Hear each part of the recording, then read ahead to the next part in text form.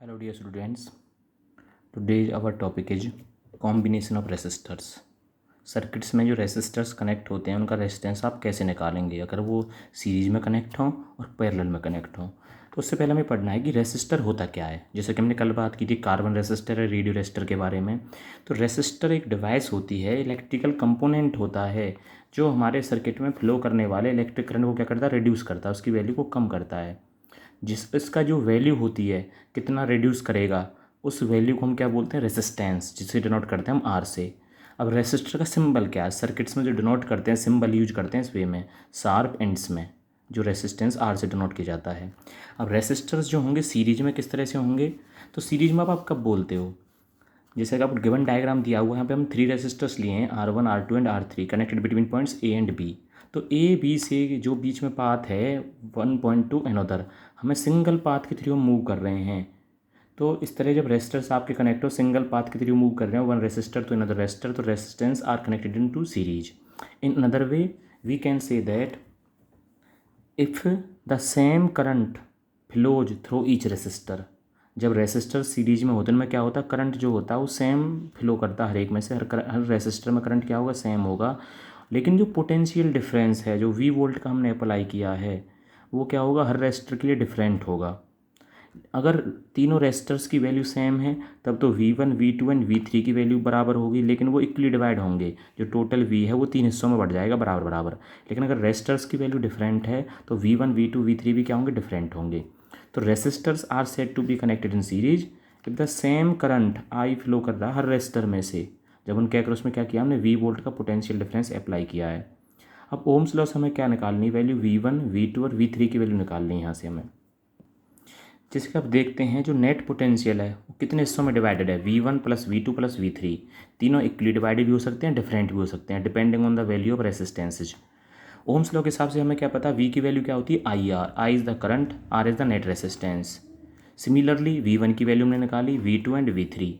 तो आई तो सब में सेम है, लेकिन रेजिस्टेंस क्या, R1 R2 एंड R3। इन सब वैल्यूज को इक्वेशन फर्स्ट में यूज करने के बाद हमें क्या मिलता है, आई से आई कैंसिल आउट करने के बाद R जो रेजिस्टेंस है सीरीज में, उसकी वैल्यू क्या बनेगी, R1 plus R2 plus R3। It's mean net resistance in series is equal to the sum of individual resistances present on each resistor.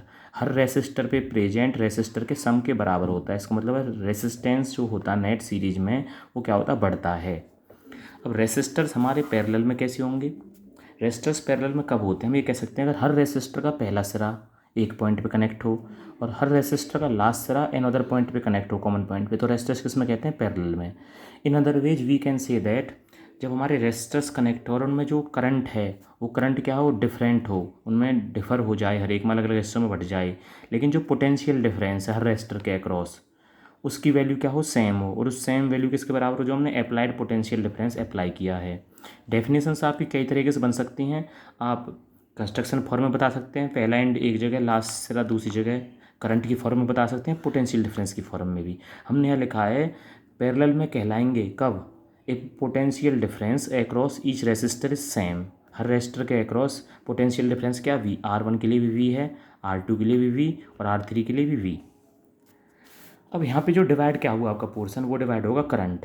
Current जो होगा ए पॉइंट से जाने के बाद 3 डायरेक्शंस में बट गया वो, जिन्हें हमने नाम दिया I1 I2 एंड I3। तो I की वैल्यू तीनों के सम के इक्वल है। यहाँ पे हमने बता चुके हैं कि ये करंट जो है I1 I2 I3 डिफरेंट भी हो सकता है और इन तीनों की वैल्यू सेम भी हो सकती है।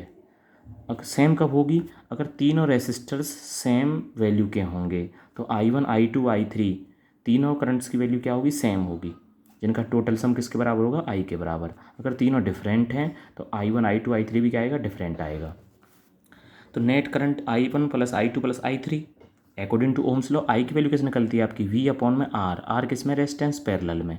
Similarly we can determine the value of I1 I2 and I3। V same रहेगा, वैल्यूज क्या चेंज है, R1 R2 and R3। On putting the values in equation first, we get V upon RP equals to V by R1 plus V by R2 plus V by R3। Common out, V से V cancel out.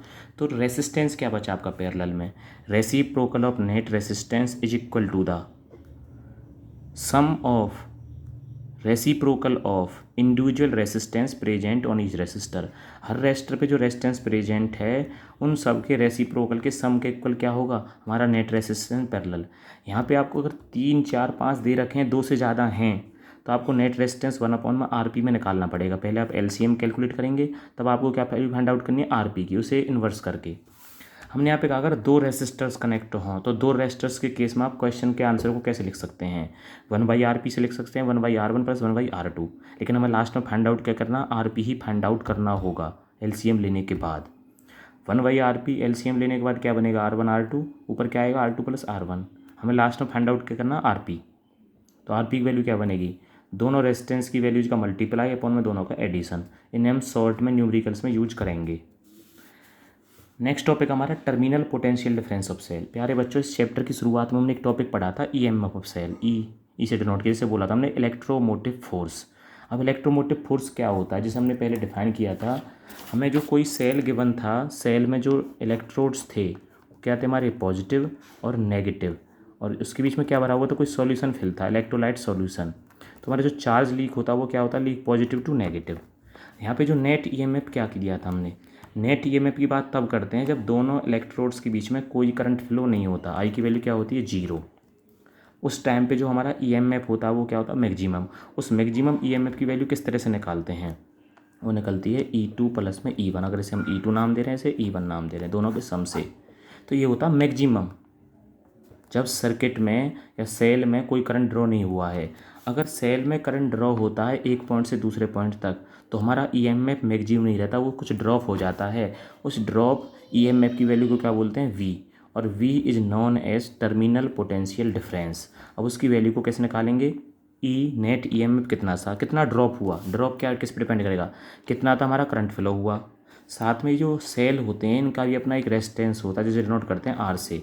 तो drop कितना हुआ potential में, Ohm's law के हिसाब से I into में R। तो E में से क्या ड्रॉप हो जाएगा, डेल V। तो E माइनस IR, ये वैल्यू क्या आएगी आपकी, टर्मिनल पोटेंशियल डिफरेंस। तो हमने क्या लिखा है, ये पोटेंशियल डिफरेंस होता है लेकिन मैक्सिमम नहीं है, मैक्सिमम से कम होगा। Between the 2 electrodes of cell when some current is drawn from the cell. जब सर्किट हमारा क्या है, क्लोज है, मतलब क्लोज का मतलब है हमारा करंट फ्लो कर रहा है। डिनोट करते हैं V से, और मेजर किस में करते हैं, वोल्ट में। यहाँ पे आप जानते हैं E तो क्या है, EMF सेल, I जो करंट ड्रॉन हुआ है, और R क्या है, इंटरनल रेजिस्टेंस ऑफ सेल, जिसे हम नेक्स्ट टॉपिक में पढ़ेंगे।